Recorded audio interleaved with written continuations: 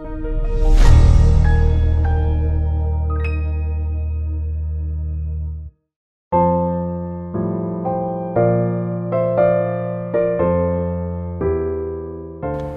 berdoa. Kasih karunia bagi kamu sekalian dan damai sejahtera dari Bapa di sorga dan dari anaknya Yesus Kristus Tuhan kita. Amin. Firman Tuhan yang mengawali dalam langkah kita, langkah juang kita di pagi hari ini dari surat Rasul Paulus ke jemaat Efesus. Efesus pasal 4 ayat 29. Demikian firman Tuhan.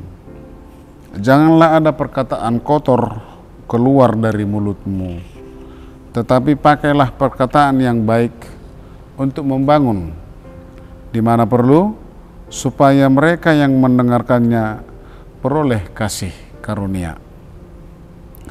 Bapak Ibu jemaat yang dikasihi Tuhan, pemirsa Saroha, saya akan memulai secara ringkas pembahasan ini dengan sebuah cerita. Ada seorang anak kecil yang masih duduk di bangku sekolah dasar kelas 5.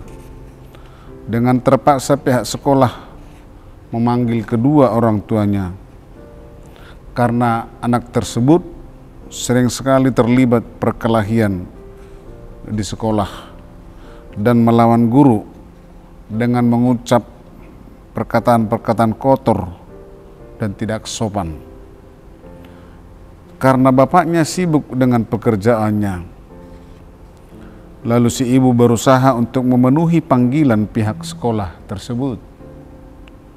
Dengan nada kecewa dan marah, wali kelas si anak menceritakan semua kenakalan anaknya dan meminta kepada si ibu untuk lebih memperhatikan anaknya di rumah, supaya si anak tidak melakukan kesalahan itu lagi. Dan sebagai tindakan yang tegas dari sekolah, maka si anak dihukum dengan dirumahkan selama 3 hari. Artinya tidak masuk sekolah selama 3 hari. Tidak diperbolehkan mengikuti pelajaran di sekolah. Setelah itu si ibu membawa anaknya pulang. Dan sesampainya di rumah, si ibu bertanya, "Mengapa kamu nakal dan berkata kotor kepada guru?" Lalu si anak menjawab, "Kan bapak aja suka bilang seperti itu." Pemirsa Saroha, saudaraku yang terkasih, tanpa kita sadari, anak-anak kita akan mencontoh apa yang dilakukan dan diucapkan orang tua di rumah. Apalagi dia masih anak-anak, artinya tingkat sekolah dasar. Karena anak-anak itu gampang meniru atau mencontoh apa yang diucapkan dan apa yang dilakukan orang tuanya di rumah. Demikianlah firman Tuhan hari ini mengingatkan kita untuk selalu menggunakan perkataan yang baik, perkataan yang sopan untuk membangun, sehingga perkataan tersebut dapat menjadi berkat dan memberi semangat kekuatan untuk mereka yang mendengarkannya. Salah satu tanda manusia baru adalah menjauhkan diri dari perkataan-perkataan yang kotor dan jorok, dan perkataannya selalu mendatangkan berkat bagi orang lain. Perkataannya menyemangati orang lain yang lemah. Sebab perkataan yang menyenangkan adalah seperti sarang madu, manis bagai hati dan obat bagi tulang-tulang. Demikian dalam Amsal 16 ayat 24.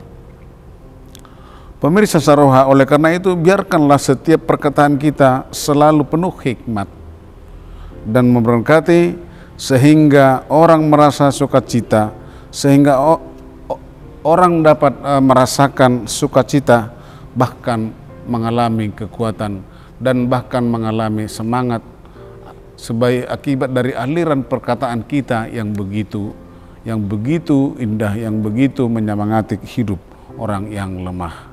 Kiranya kita diberikan Tuhan selalu berucap kata-kata yang indah, perkataan yang sopan, perkataan yang manis, sehingga orang lain dikuatkan dan disemangati. Tuhan Yesus memberkati. Amin. Kita berdoa. Terima kasih Tuhan atas firman-Mu di pagi hari ini. Biarlah perkataan atau ucapan kami senantiasa meneguhkan dan menguatkan orang lain. Jauhkan Tuhan sifat dan perilaku kami melalui bibir kami masing-masing, mulut kami masing-masing, supaya menjaga etika ucapan, supaya tidak keluar dari perkataan-perkataan yang jorok atau perkataan-perkataan kotor. Terima kasih Tuhan, biarlah kami senantiasa menggunakan bibir kami masing-masing, mulut kami masing-masing seturut dengan kehendak Tuhan, dan mencerahkan dan menguatkan orang lain melalui perkataan-perkataan kami yang baik. Terima kasih Tuhan, berkati jemaat-Mu yang boleh mendengarkan Saroha di pagi hari ini. Dalam Yesus Kristus kami berdoa dan bersyukur. Amin.